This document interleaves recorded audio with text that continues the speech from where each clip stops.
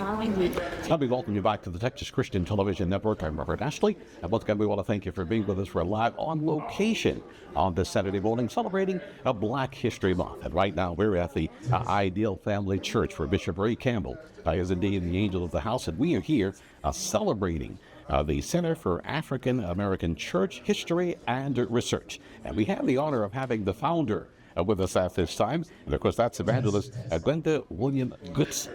And Evangelist, you're just continuing to do great things. You're a prolific author. You founded this organization. We're celebrating Black History Month. Just talk to us about the importance of us continuing to embrace our history as we move into the future.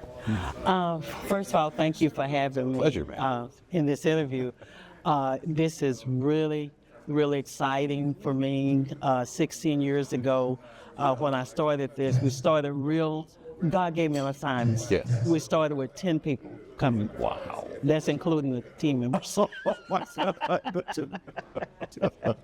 But Humble beginnings. Right.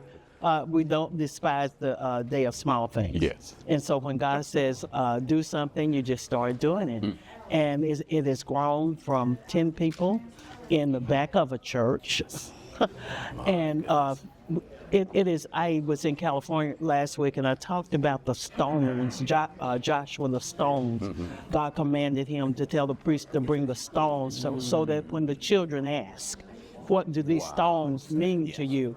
This is what we're doing with the Center for African American Church History and Research and this history conference.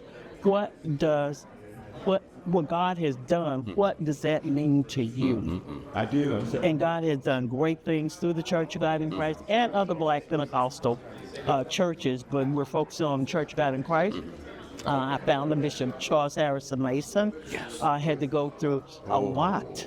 And so we want to show people the great things God had done through marginalized people. Now, for our young people who would understand the history of what Bishop Mason had to go through, all of what he had to go through, federal government, even the building of Mason Temple. Yes. How can they be empowered by knowing that history? Well, the axiom or the, Use faith. if we don't know ours, what? The history we're doing to repeat it now. That's right. And so what we're trying to do is to actually the theme this year is youth, the legacy of youth engagement in Pentecostalism. Yeah. Wow. And so we're focusing on what the God has done through the youth of our church. Bishop Mason, when he and C.P. Jones started, he was only 33. Whoa, I didn't know it was that young. Yeah. When he reorganized, he was 43, but he was only 33. Wow. Our guest speaker today, Bishop Linwood Dillon, is not even 50, and he's on the general board of our church. Praise the Lord. And so when people were going into Africa, Haiti, Yes.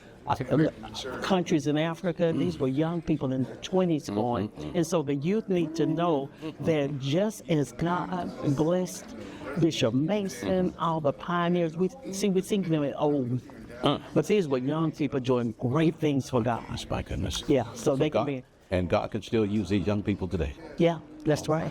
Well, once again, ladies and gentlemen, we are talking here with the founder of the Center for African American Church History and Research, Evangelist Glenda William Goodson. Once again, the founder. And see, the history that we have, we've got to keep it alive because we don't want to repeat the mistakes. And we certainly want to stand on the shoulders of those who've gone before us. On behalf of the Texas Christian Television Network, I'm Robert Ashley. Yeah. Well.